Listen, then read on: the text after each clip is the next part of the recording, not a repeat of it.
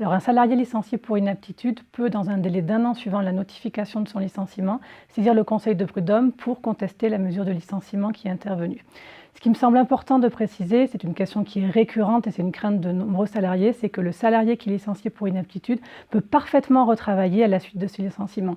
L'inaptitude qui est prononcée par le médecin du travail n'est prononcée que dans le cadre d'une entreprise donnée. Je prends un exemple concret, un salarié qui est en arrêt maladie prolongé suite à un burn-out et qui ne peut pas venir retravailler dans le milieu de travail qui a été pathogène pour lui, va être licencié pour inaptitude.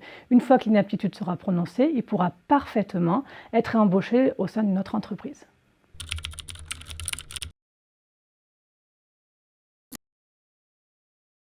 Alors, le licenciement pour inaptitude peut être contesté sur la base de 2 fondements.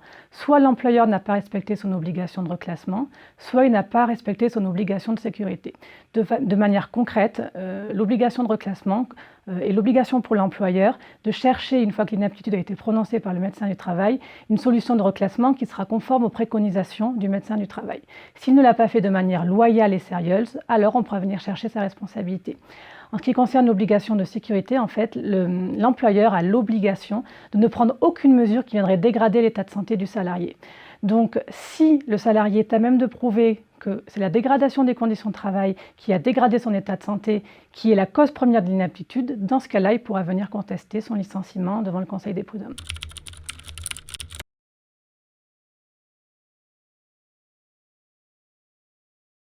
Alors, le salarié peut percevoir 3 sortes d'indemnités. Il peut percevoir une indemnité compensatrice de préavis. Ce qu'il faut savoir, c'est que lorsque l'on est licencié pour inaptitude, le salarié n'a pas effectué de préavis. Donc, il ne reçoit pas le paiement de l'indemnité compensatrice de préavis.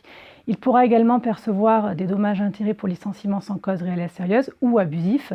Alors, ce montant de dommages-intérêts sera fonction de son ancienneté, du montant de son salaire et du préjudice que l'on pourra réellement démontrer devant le Conseil de prud'homme. Et il pourra également percevoir dans certains cas des dommages et intérêts distincts pour violation de l'obligation de sécurité de résultat. Ces dommages et intérêts ne pourront être obtenus que dans les cas où on arrivera à démontrer que l'employeur a lui-même dégradé les conditions de travail qui a entraîné une dégradation de l'état de santé du salarié.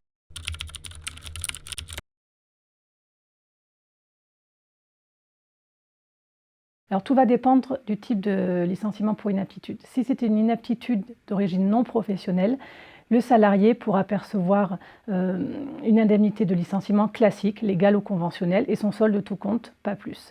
Si en revanche c'est une inaptitude d'origine professionnelle, c'est-à-dire qui est consécutive à un accident de travail ou à une maladie professionnelle, dans ce cas-là, il percevra une indemnité de licenciement doublée et l'indemnité compensatrice de préavis.